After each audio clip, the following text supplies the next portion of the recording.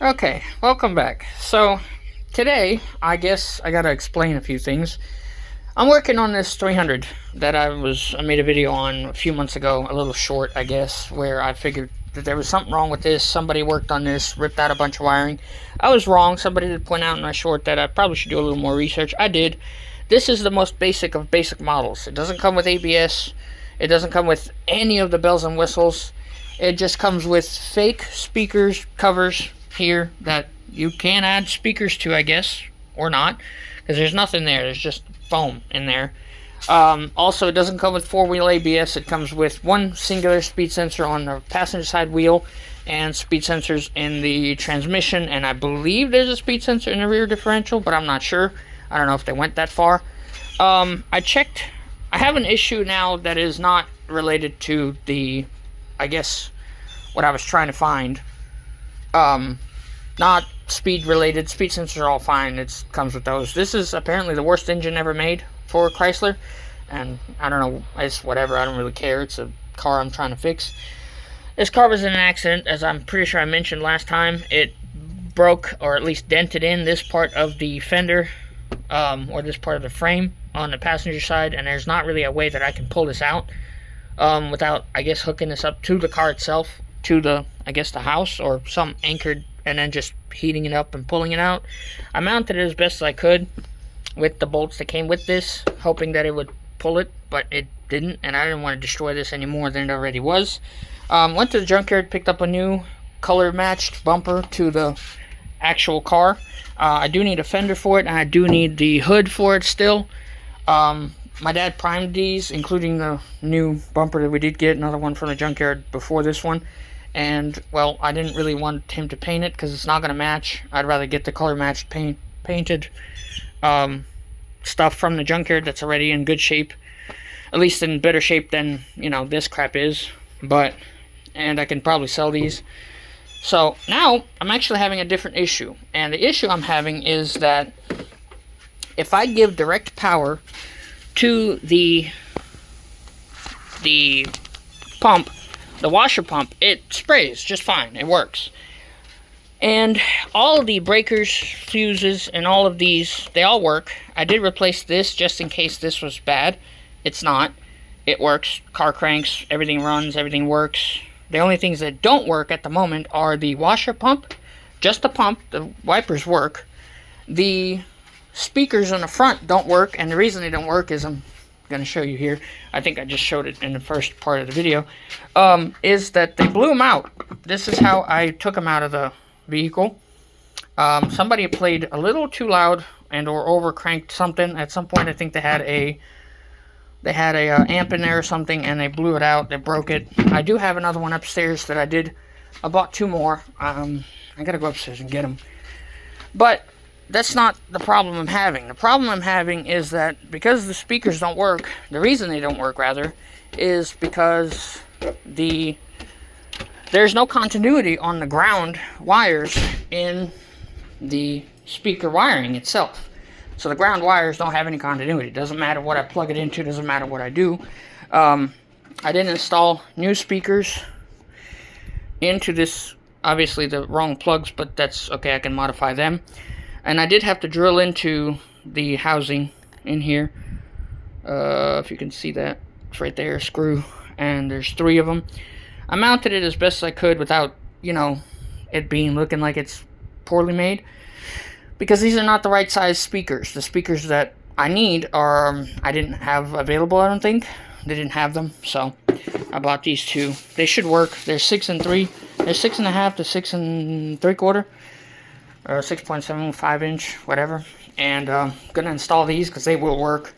I just need to figure out why there's no continuity in the ground wire of these speakers, and maybe that'll solve the other issue of the washer pump not working. Because the other reason I took apart the wiring harness was to find out whether the washer pump was even hooked up. And like I mentioned in a short or another video that I made, I did look and I did find some broken wires in there, some split wires and wires that had been kind of cut. So I did resolder them back together. I was also having an issue where the fans wouldn't run, but that was because the vehicle takes forever to get to temp. And that's why it doesn't really, the fans don't turn on at all. And I don't have AC in the system because the AC lines, the condenser itself on the old radiator and the condenser, they were broken because when the car was crashed, it dented the whole thing in. I think I have the other, I think they have the other frame in here somewhere. It's just broken and dented in like crazy. It's in here somewhere. But yeah, it's right there. That whole thing is just completely broken and dented in. So it isn't going to be, you know, usable.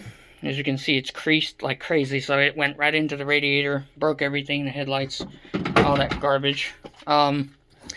I have a couple other parts that I gotta put back on the vehicle, but other than that, there's the old bumper, or at least the one that my dad got from the junkyard. Well, I got from the junkyard. My dad primed it. Didn't paint it because it didn't need paint. And here is, where's the old bumper? Old bumper, I don't know if we threw it away or not.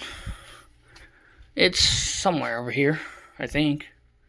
It was last time I looked. But maybe it's not here anymore. We may have tossed it, or we may have given it to someone. I don't remember. But it's probably back here somewhere. And there's the old hood, which was broken. I think it's bent, out of shape. Probably.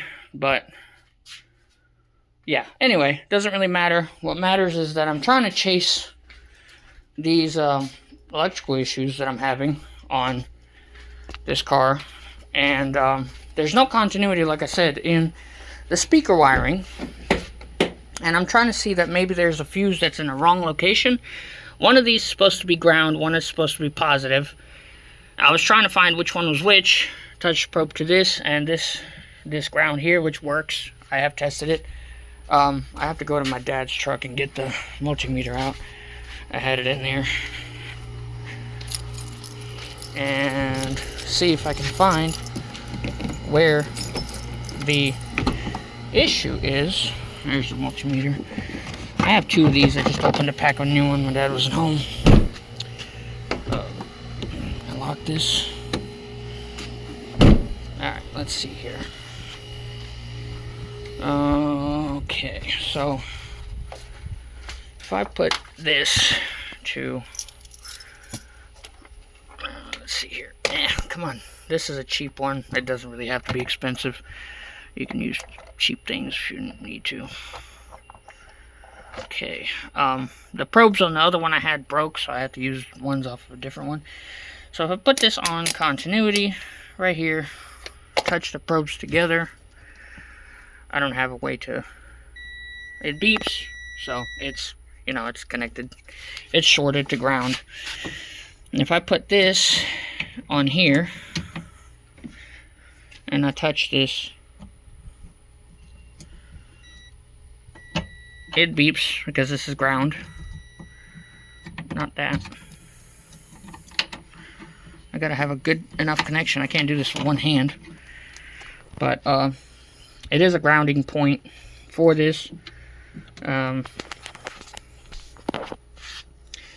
So if I touch one of these, I need to get my little clamps. Touch one to here.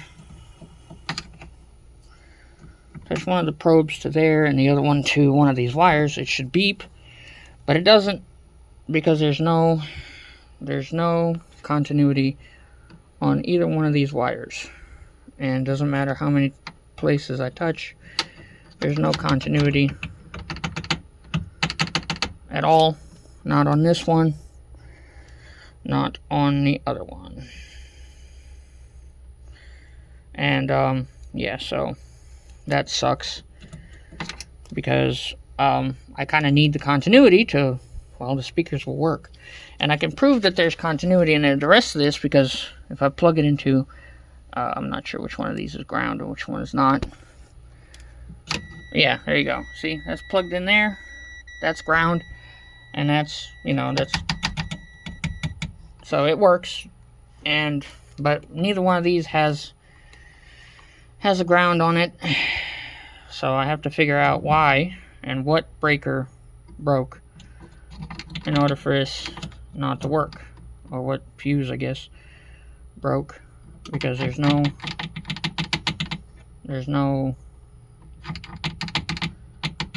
beeping at all.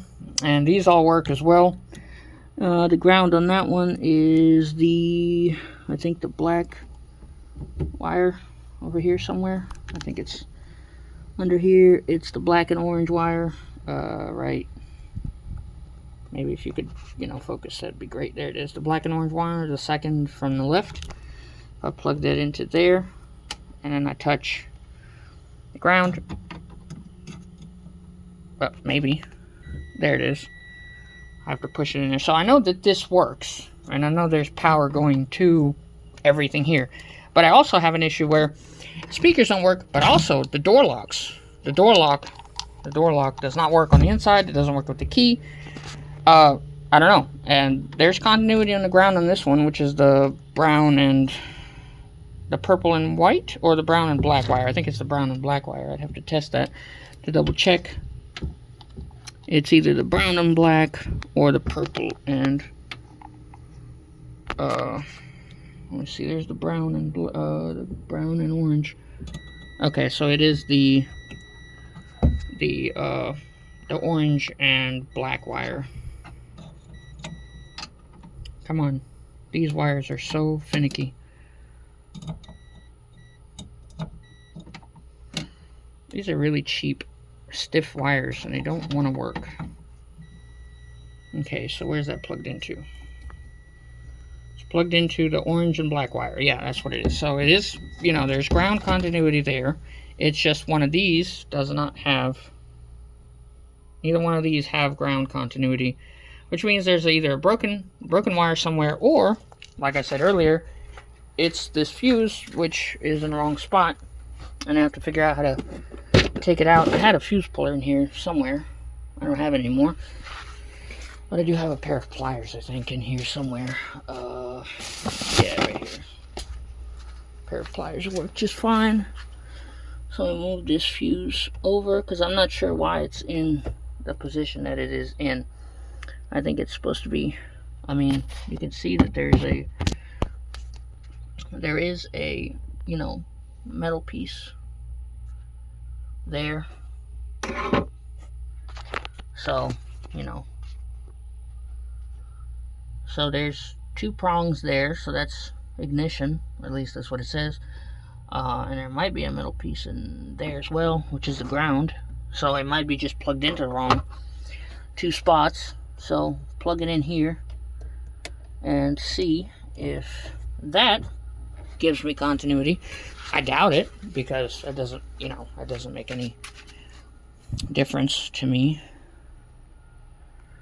Nothing there. Nothing there. So yeah, no continuity on either one. So there's something wrong in the wiring harness, or farther down the line, because the back speakers work just fine. So there's no issue there. Let me test this again.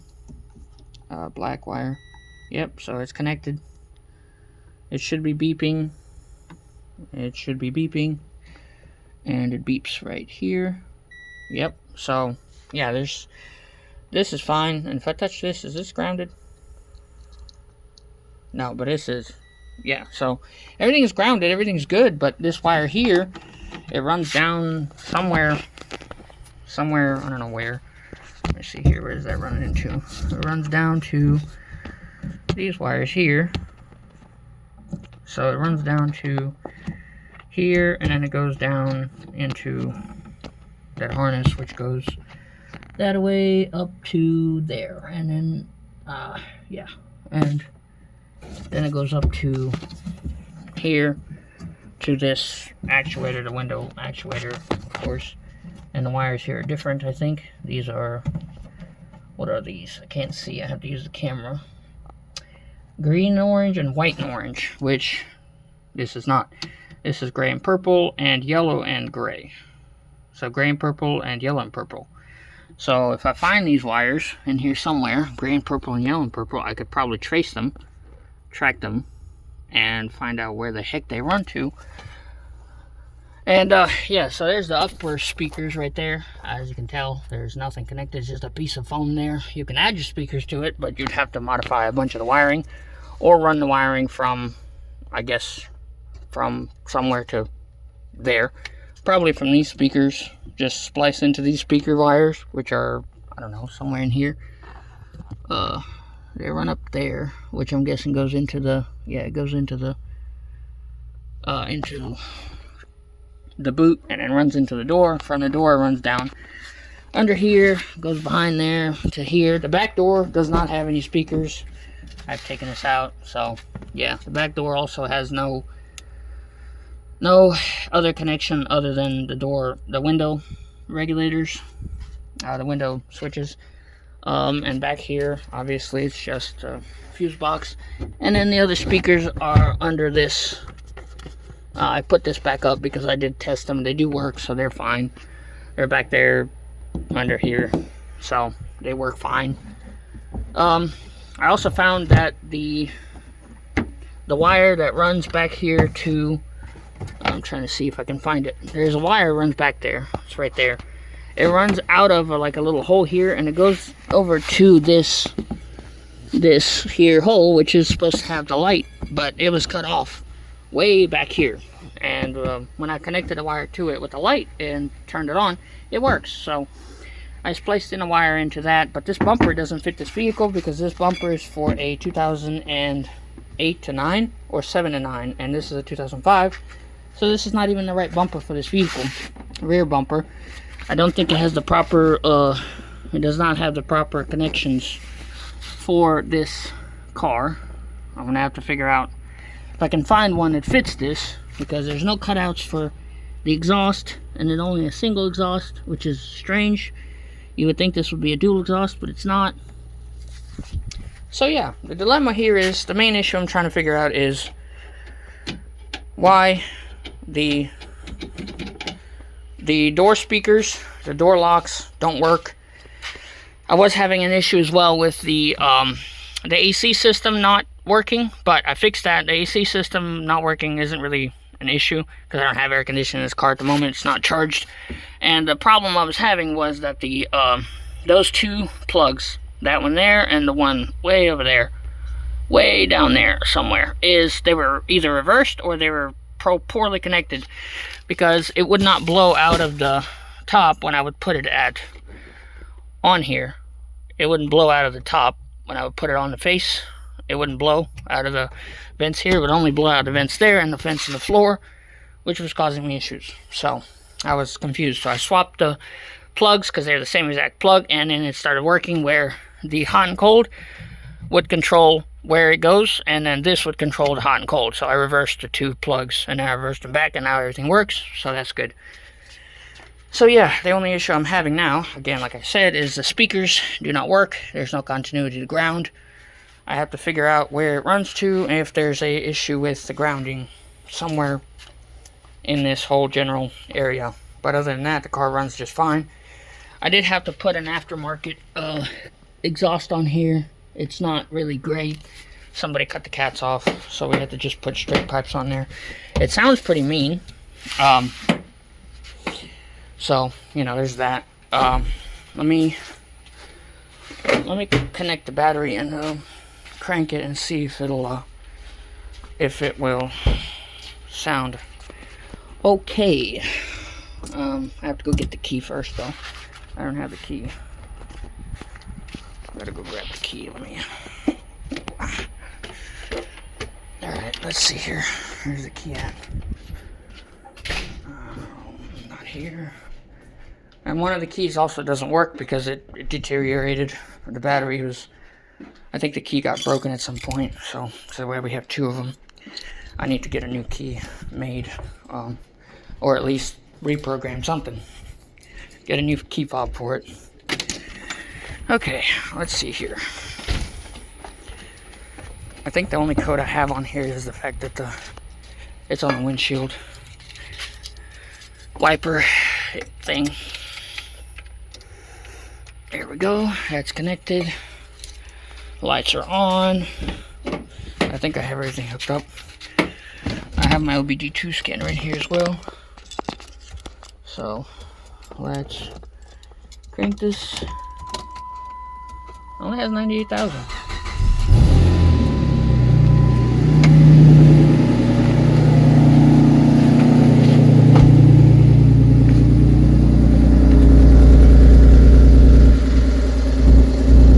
See, this is not the right bumper. It's touching the so it's gonna melt through this if it gets going long enough. But it sounds pretty mean because there's no catalytic converters on here. So sounds pretty good. There's no lights. It runs fine. And I think the air works. Oops. I can test it real quick. Let's see here. Does it run?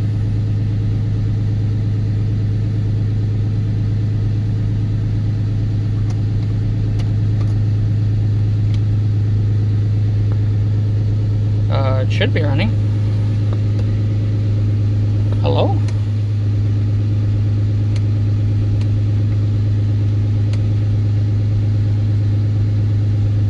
Well, now it's not working at all. Maybe I unplugged something. I may have unplugged something.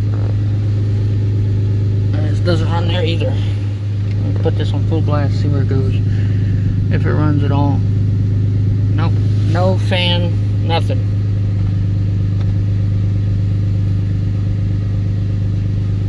Huh. Now it don't work at all. Oh, it's probably because everything's unplugged. It's probably what it is. But yeah, this doesn't work. I plugged this in. The doors don't lock or unlock. The windows work. All the windows work. You have to click it a couple times for it to register. Maybe.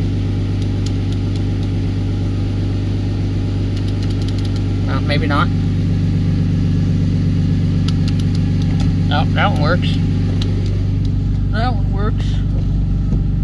I think this one works. Yep. This one doesn't work. It worked before, but I think it's because it's unhooked or something. Anyway, I'll try to figure all this out. The button for the trunk works. Yep, I heard it click. But other than that, yeah, I don't know. There's other issues in this car. So I don't think the AC works because or the fan doesn't work because I think I have unplugged something that probably needs grounding, and it's controlling the air.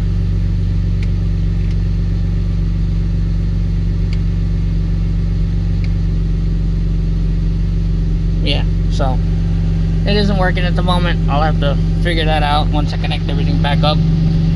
So yeah, but yeah, it don't work. But for now, I guess I'll just leave this video at this, and maybe do an update later when I get everything put back together and see what the issue is. Because I'm pretty sure that's hooked up, isn't it?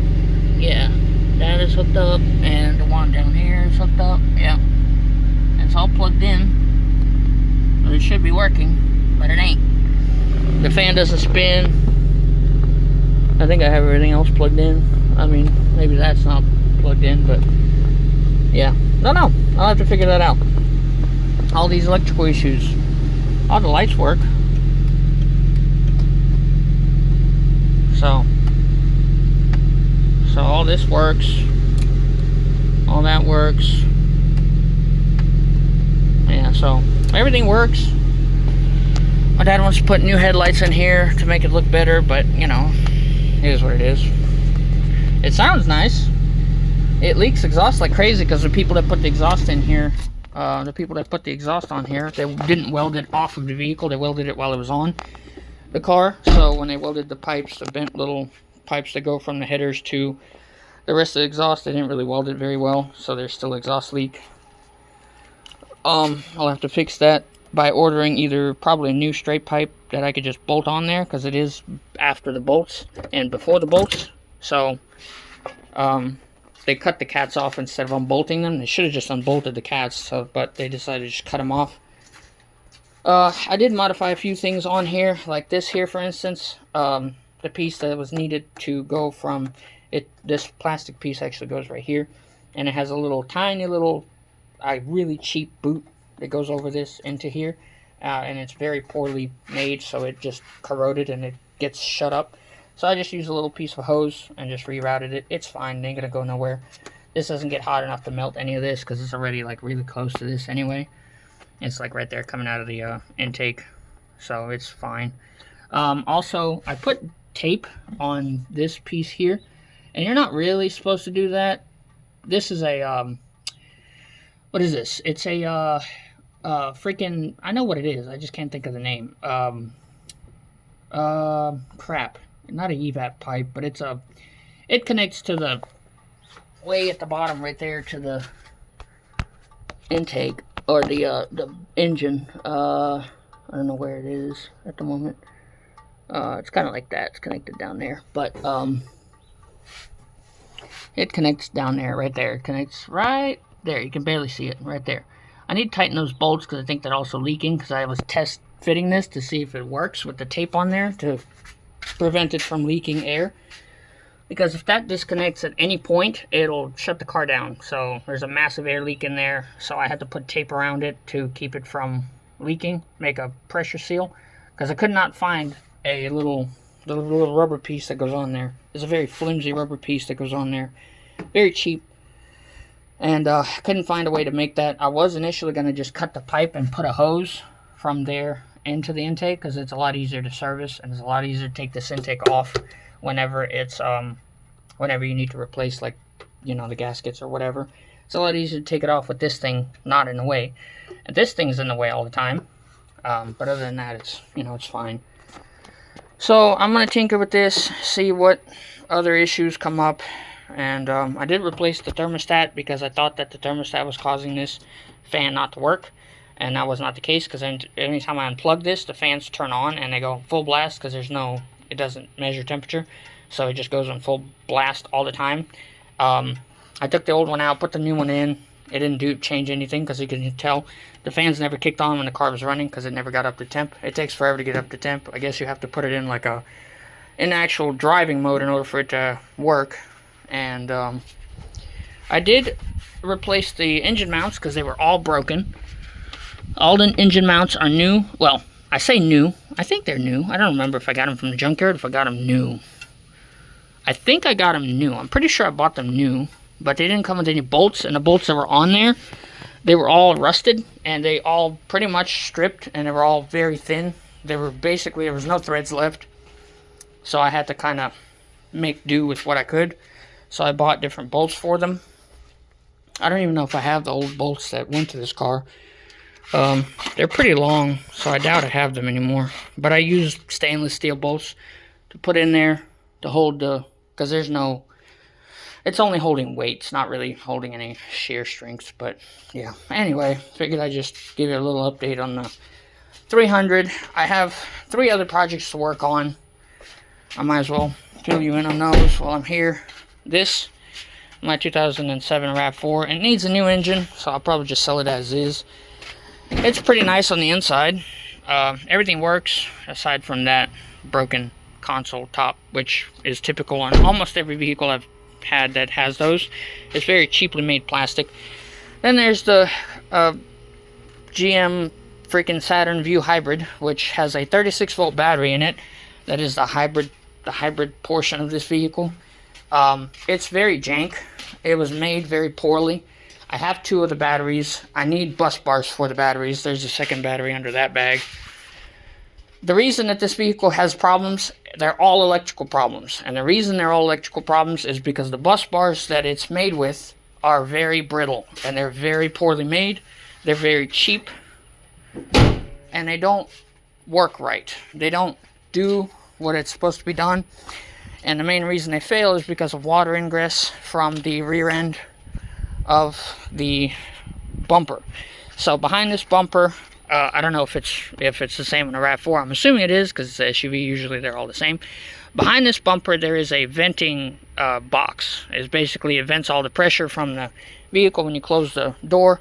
On this one, there is one right behind this side here, right underneath this bumper. And water gets down in there and goes in there. And whenever you go to... Dang it, my dad done locked it up. And whenever you go to... Oh crap, he locked the doors. Anyway, there is a lot of rust in this vehicle. And when I say a lot of rust, I mean a lot of rust. In the part of the vehicle, it's like right here.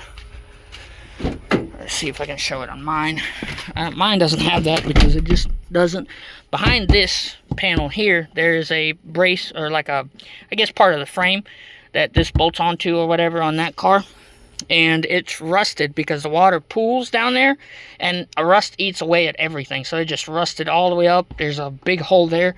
And underneath the middle seats of that vehicle, there is the battery. Sits right in the middle, and it's at the lowest point of the vehicle, which means the water pools up underneath the battery. And when it gets hot, like it is today, it evaporates all into the battery, and it corrodes the battery completely, or the terminals rather, of the battery. And when they corrode, I'll show you what they look like. Upstairs in my room, I have the bus bars that go onto this vehicle, and I'm going to see if I can find somebody that can make them for me, because it would take me forever to make them, because they need to be copper. They need to be either nickel-plated copper. I believe that's what they're made of, because it doesn't look like tin. It looks like copper plating. So let me see where they at. There they are. This is what the bus bars look like. This is the positive. As you can tell, the positive is perfectly fine. There's no issues with it. It's perfectly still tinned. And there's an issue with this part of the battery terminals. As you can tell, it's very thin here and pretty thick there, which is good because this gives you a good connection. It doesn't rot. But if you look at this one here, this is the negative. Look how thin these are. And they're already bent from the time, you can see the corrosion still on there. And they're bent when I'm trying to undo the bolt. And the bolt is just a welded in bolt. It's not a bolt that you can hold on to. You have to hold on to this with pliers in order to undo this. And it, you know, it sucks. So, yeah. And it's like that for all of the negative ones. All of the grounding pieces, they are, you know, very thin right here. So the elbow here gets bent, out of shape, gets rusted because it gets water on it. And grounds usually, you know, they're the ones that go bad. So as you can tell, there's a lot of rust on there. And I stripped it down to copper to make them work somehow. And they still didn't work, because obviously they need to be protected from the elements. And even a little bit of copper exposed to water will corrode the hell out of these. So that's what happened. These are all positive. So as you can tell, they are all good. They're all nice and solid. There's no visible corrosion on them at all. And these go between the batteries. They go like this. They go like this.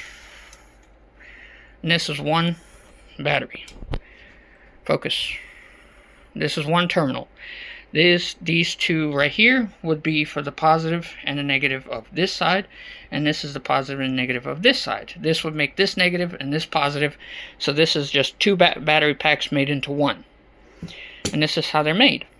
And they're separated by a very thin layer of plastic between the two, because obviously if you just connect them like this, it's going to short the battery and blow it up, or overheat it and overamp it, and it'll just destroy itself. But basically there's a piece of plastic here that separates the two pieces, and they just go like this, connecting to the positive and negative of the terminals, creating of each battery, creating this as the main negative. This is the main positive of the two cells, which then run positive to negative to that one, positive to negative to that one, and there's a main positive that goes to the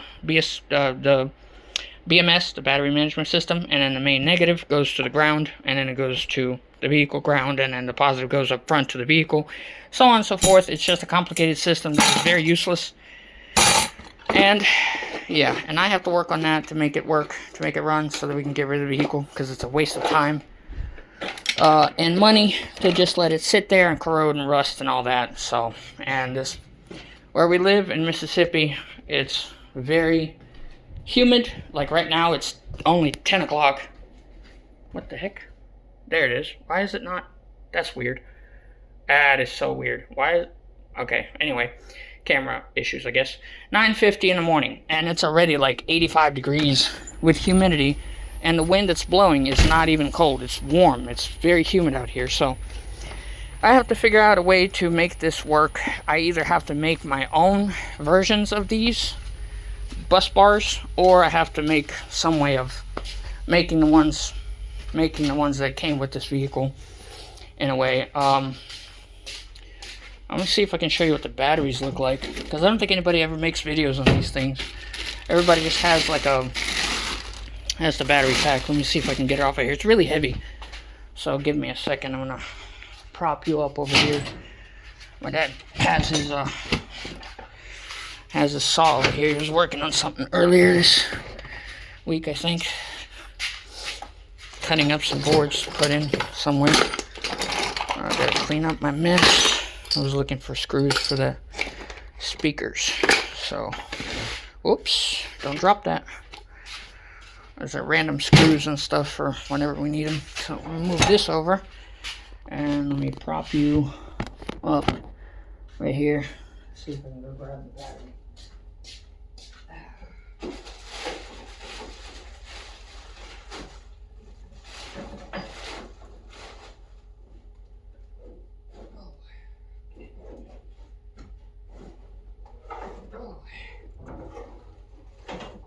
Oh shit!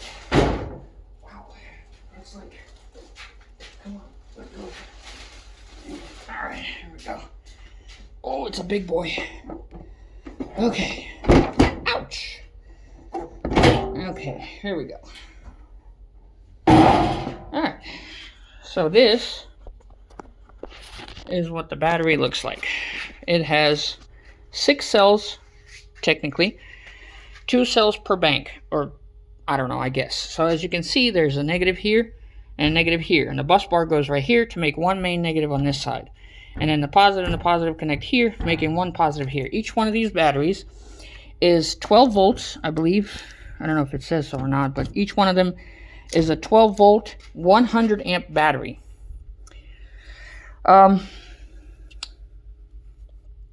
It says they're, non-spillable, but they have to sit this side up. And as you can tell by all the rust that's on here, water has been in here and corroded these batteries. They're not even connected. So let me show you what the battery looks like. See, this is the tray. It's got holes underneath it, so water gets in here and just sits here because it's at the lowest part of the battery of the vehicle, and then it evaporates onto the negative terminals of these batteries and corrodes them, and they don't work. So this is a battery that is, I think this is the one we bought. I had my neighbor buy it for me. I did some work on this car, so he bought it for me as a payment. And these are temperature sensors. And basically what these do is they take the temperature of the vehicle, of the battery cell, and send it up to the computer so that if there's an issue, it would, shut it off. This one here is melted. I don't know if you can see that or not. I'm trying to focus, but it won't focus. Come on, against the black background, maybe. There. So this one here is corroded, and it doesn't work. And I think I pulled this out of, oh, actually it's broken. Never mind. Oh, is it broken? No, that's just the housing that's broken. The things itself are good, but this doesn't actually sense temperature anymore. So this temperature probe does not work. And these go right in between both, in the middle of both cells, right in here. Right in here. They go in there, and they sense the temperature of each battery cell, send it up to the BMS, and let the vehicle know, hey, this temperature is right, or this temperature is wrong, and it turns this fan on, this little fan here, and it cools off the batteries, supposedly. It looks like it only blows on this battery cell. It should be at the back, blowing through, but it only blows in here. It should be blowing like this, but it's only blowing on this middle battery, which is kind of weird, but I don't know. Anyway, so there's 3 of these temperature sensors, one for each one. There's a wire that goes from the positive to the negative here, and then the positive to the negative here, and then this is main positive that goes up to here, which is the up here, or not up here, that's not that. It goes to goes over here somewhere. And then this is the negative ground wire that goes to the main negative, which is over here. I have the wires somewhere over here. Well, they were over here. I don't know where I put them at. They're in a plastic bag here somewhere. Oh, they're in there. They're in here somewhere. Anyway, so they connect to each one of these, and then they have the connections for the fan, which is this one here, fan connection, and then they have the battery management, the battery temperature sensor connections as well. So yeah, this is what the issues with my my Saturn Vue Hybrid. It has issues because it is not properly made. Like, look at the distance between the batteries. There's not much to do here. I can't put a proper lug here anyway to make this a up battery, because this casing is too close to the battery for it to function right. So I have to make it original, I guess. Yeah, so, and then it comes with a fuse. Well, obviously it's missing here. It's a 200 amp fuse that goes between the battery and ground, so that if anything goes wrong, it blows and it doesn't work anymore. So that's good. But yeah, this is a battery management system here. It's got an extra plug that I can, that's for the other cable I have. The positive connects to, I believe that is where the positive connects to, down here. Yeah, it has to be.